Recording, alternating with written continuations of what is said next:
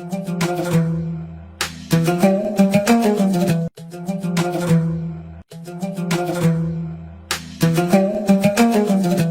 ጌቱ ወየሳ የሐረሪ ክልል ብልጽግና ፓርቲ ቅርንጫፍ ጽሕፈት ቤት ኃላፊ፣ ዛሬ እንግዲህ በሐረሪ ክልል ሐረር ከተማ ላይ ነው የምንገኘው። ሐረር ከተማ በጣም ተውባ ነው ያለችውና ምንድነው ሚስጥሩ? ምን ሰርታችሁ ነው እንደዚህ በአጭር ጊዜ ውስጥ የተቀየረበት ምክንያት ምንድነው? አመሰግናለሁ። እንግዲህ ሐረር እንደምታዩ ያው በምሽት ይሄን ትመስላለች። በጣም ውባና ደምቃ የምትታይ ናት።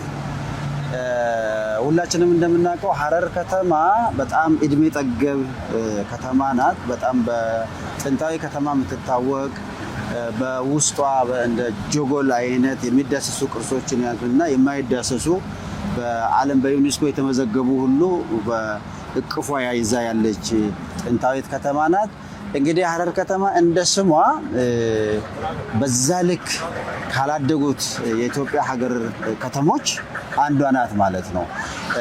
ስለዚህ ለዚህ የተለያዩ ነገሮችን ማንሳት የሚቻል ቢሆንም ትልቁ ነገር በወቅቱ የነበረው ስርዓቱ አካሄዱ በራሱ በሐረሪ ክልል ላይ ለምሳሌ በኢህአዴግ ጊዜ በምንወስድበት ሰዓት በኦዲፒ እና በሀብሊ ስተዳደር የነበረና በወቅቱ የነበረው በመከፋፈል ደረጃ አመራሩ በራሱ በአስተሳሰብም በአሰራር ላይም ማለት ነው በተግባር ላይም አንድ ሆኖ ክልሉን ከማሳደግ ከተማውን ከማሳደግ ይልቅ በተለያየ በወቅቱ ሲደረጉ የነበሩት ነገሮች ሙሉ ጊዜውን ልማት ላይ ያላሳለፈና በተለይ ደግሞ ሐረሪ ክልል እንደምታውቀው ያው አጋር ተብሎ ግን ከተማ ነው አጋር ተብሎ ተገሎ የነበረ ነው ማለት ነው። ስለዚህ የልማቱ ዋነኛው መነሻው በመደመር መንገድና ሁለንተናዊ ብልጽግናን ለማረጋገጥ በምንሄድበት መንገድ ላይ እስካሁን የተሰሩት ስራዎች የብልጽግና ትሩፋት ናቸው ብለን መነሳት እንችላለን ማለት ነው። ለምን አሁን የምታዩ ከብልጽግና ወደዚህ ባሉት 7 ዓመታት አሁን ደግሞ በዚሁ በ2-3 ዓመታት ውስጥ ተጀምሮ በአዲስ መልክ ከተማው ፈርሶ እየተሰራ ያለበት ሁኔታ ነው ያለው ማለት ነው። እንግዲህ ሌላው አሁን የምንገኘው 4ኛ ተብሎ የሚጠራው መንገድ ላይ ነው። 4ኛ የሚባለው መንገድ መብራቱን በምታይበት ሰዓት ይሄ መብራት ፖሎቹ እዚሁ ሎካሊ በአካባቢው ወጣቶች የተሰራ የክልላችንን በተለይ ደግሞ የሐረሪን ሕዝብ ስፌት የሚገልጽ በዚሁ በራሱ በሎካል ዲዛይን የተደረገ በጣም ያማረ በዋጋውም በምናይበት ሰዓት ከሌሎች ከተሞች ለየት የሚያደርገው በጣም በተመጣጣኝ ዋጋ የተገዛ ሁለተኛ ደግሞ በራሱ ለአካባቢው ወጣቶች የስራ እድል የፈጠረና የአካባቢውንም ባህል በውስጡ በደንብ የያዘ ከተማዋንም እንደዚህ ያሳመረ ስለሆነ ትንሽ ለየት ያደርገዋል። እንግዲህ አሁን የዚህ 4ኛው ማለት ነው። እንግዲህ በዚህ በኮሪደሩ ላይ ስናይ እንደ ትልቅ ጥሩ ነገር ሌላ ያየነው ምንድነው? በዚህ በአጠቃላይ የኮሪደር ልማት ከጆጎል ውጭም በጆጎል ዙሪያና ጆጎል ውስጥም ስናይ በብዙ ሺዎች ለሚቆጠሩ ወጣቶችም የስራ እድል ፈጥሯል። በጣም ብዙ ሰዎች የስራ እድል በቀን ስራ ላይ እንኳን በወቅታዊ ስራ ላይ የዕለት ተዕለት በዚህ አንድ አመት ኦልሞስት 2015 16 አሁን 2017ንም በብዛት አሁን እየተሰራ ያለውን በምናይበት ሰዓት ብዙ ወጣቶች የስራ እድል ያገኙበት ስለሆነ በዚህም የስራ እድሉ ብዙ ዜጎችንም ተጠቃሚ ያድርጓል ማለት ነው። ኮሪደር ልማቱ ለሐረር ከተማ በእንደዚህ አይነት ሁኔታ ተውባ መሰራቷ እንደ ትልቅ ነገር ያየነው ምንድነው?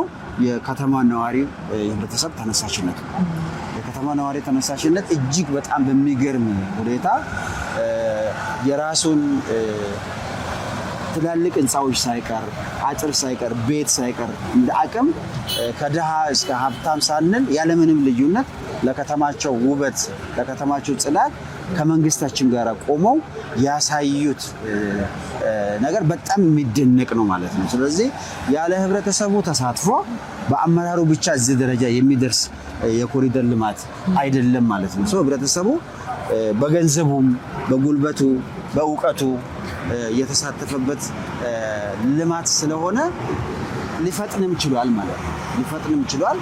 ይሄ እንግዲህ እንደምታዩ ነው። በሌላ መልኩ የኮሪደር ልማት እንግዲህ ከተማችንን በጣም ጽዱ ያደረገበት ሁኔታ ነው ያለው። ወጣቶች፣ አዛውንቶች ወክ እያደረጉ ጤንነታቸውንም እየጠበቁ ያለበት ሁኔታ ነው ያየነው እና እጅግ በጣም ደስ የሚል ነው ማለት ነው የሀረር ነባራዊ ሁኔታው። ኮሪደር ያው እንደምታውቀው እንደ ሀገር የራሱ የሆነ ስታንዳርድ አለው። አስፋልት አለ፣ ያው የሰው መሄጃ አለ፣ የሳይክል አለ፣ ግሪነሪ አለው፣ ደረጃውን የጠበቁ መብራቶች አሉ። ከዚህ ውጪ በየቦታ አሁን ወረድ ብለን ወደ ጀጎል ዙሪያ አካባቢ በምንሄድበት ሰዓት የልጆች መጫወቻ ስፍራ አለ። የኳስ ልጆች ወይ ደግሞ ወጣቶች በትርፍ ጊዜያቸው የሚጫወቱበት የስፖርት ማዘውተሪያ ቦታዎች በየአካባቢው እየተሰሩ ያሉበት ሁኔታ ነው ያለው። ከዚህ ውጪ አሁን በእንቅስቃሴ ላይ ያለና እየተሰሩ ያሉ የመኪና ፓርኪንጎች በየቦታው ዲዛይናቸው አልቆ በቀጣይ እንዲሰሩ ያሉ አሉ። ለምን ሰው መኪናዎችን ፓርክ አድርጎ በእግሩ ወክ እንዲያደርግ ሆቴል ገብቶ የሚፈልገው ሻይ ቡና እንዲል እንዲሁም ደግሞ ሌሎች ጉዳዮችንም እንዲያከናውን የመኪና ማቆሚያ ስፍራዎች አሉ። በዚህ አሁን ትንሽ ወረድ ስንል በአሮጌ ስታዲየም የሚባለውና ወደ ጁኒየር መታጠፊያ አካባቢ ትልቅ የመኪና ፓርኪንግ ኤሪያ የተዘጋጀበት ሁኔታ አለ ማለት ነው። የገጠር ወረዳዎች አሉ። ሶፊ የሚባል ድሬ ጥያራ የሚባልና ኤረር ወረዳዎች ሰፋፊ የገጠር ወረዳዎች ናቸው። እነዚህ በቀጥታ ከከተማው ጋር እንዲገናኙ የማድረግ ስራዎች፣ በኢንፍራስትራክቸር እንዲተሳሰሩ የማድረግ ስራዎች፣ እዛውም ሳለ ደግሞ የገጠር ኮሪደርን ራሱን ችሎ እንዲሰራና ገጠር ላይ በተለይ የእያንዳንዱን አርሶ አደር ኑሮ የመቀየር በራሱ በቤቱ ውስጥ አርሶ አደሩ ቤቱ ጥሩ እንዲሆን፣ መንገዱ ጥሩ እንዲሆን፣ ግሪነሪ እንዲሆን የዘለለ ነው የገጠር ኮሪደራችን ማለት ነው። ያ ማለት ምንድነው? እያንዳንዱን ሀውስሆልድ የእያንዳንዱን አርሶ አደር ህይወት የመቀየር በሌማት ትሩፋት ተሳታፊ ሆኖ የራሱና የቤተሰቡንም ህይወት እንዲቀይርም እሱም ጎን ለጎን እየተሰሩ ያሉበትና በሚቀጥለው ከዚህ በተሻለ በገጠር ላይ ሰፍቶ መሰራት ያለበት ስራዎችም አሉና ስለዚህ የኮሪደራችን ከተማን ብቻ ሳይሆን ገጠርንም ያማከለና ያስተሳሰረ እንዲሆን ተደርጎ እየተመራ ያለ እና አስተባባሪ ኮሚቴውም የገጠሩንም የከተማውንም በዚህ ሁኔታ አስተሳስሮ እየመራ ያለበት ነው ማለት ነው። ከክቡር ፕሬዝዳንታችን ጨምሮ ሁሉም በየደረጃው ተልዕኮ ወስዶ በየጊዜው እየተገመገመ እየተሰራ ያለ ስራ ነው።